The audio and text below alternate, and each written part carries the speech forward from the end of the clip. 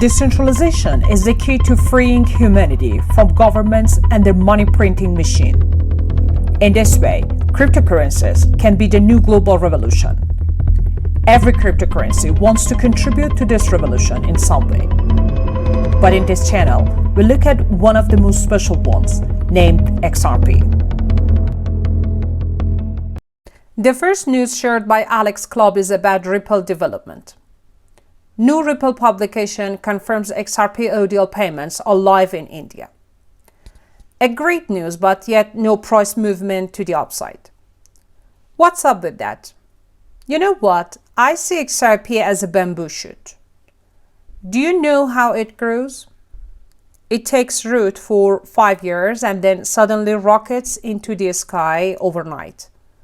When the supply gets vacuumed for ODL, the price will start to rise. India may be big. Several Indian banks have already started using Ripple's blockchain technology to improve their cross-border payment systems, but we still need more partners to send to.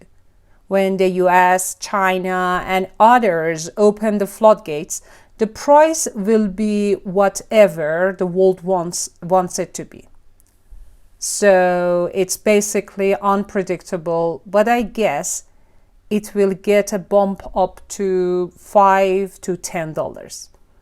So remain patient, guys, and we shall be rewarded. The next news is a tweet from unusual Wales. Another congressman has reported trading during the banking crisis. Josh Gottheimer, part of the Financial Services Committee, sold $15,000 in Silicon Valley Bank. SIVB collapsed the next day. Gottheimer also sold $30,000 in Charles Schwab on March 6th and March 14th. Oh Lord, corruption everywhere. There's so much corruption in plain sight, and yet nothing has been done. Has anyone in Congress been aware of the recent bank failures?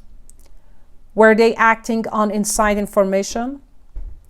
One representative on the House Financial Services Committee sold Silicon Valley Bank shares a day before it collapsed.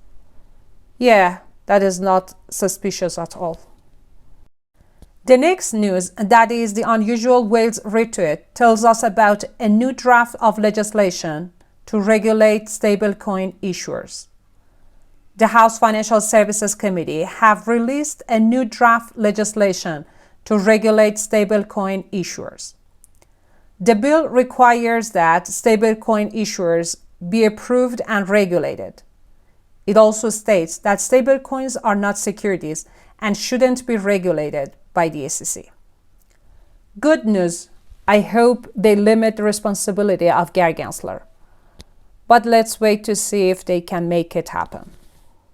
Next news is how McCarthy slams Biden in handling of U.S. debt.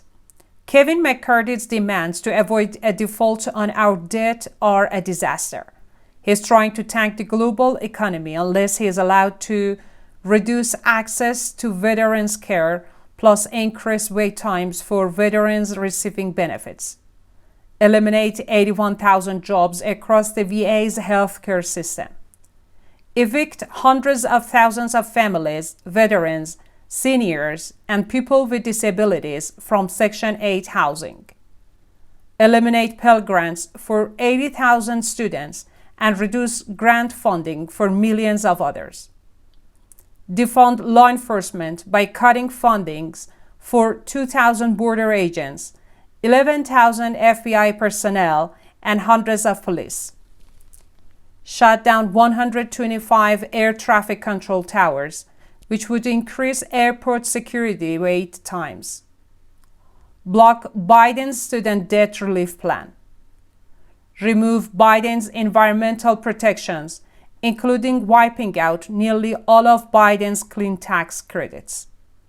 Speaker McCarthy wants to cut 22% veterans care. We all know it threatens vital services for veterans with deep budget cuts.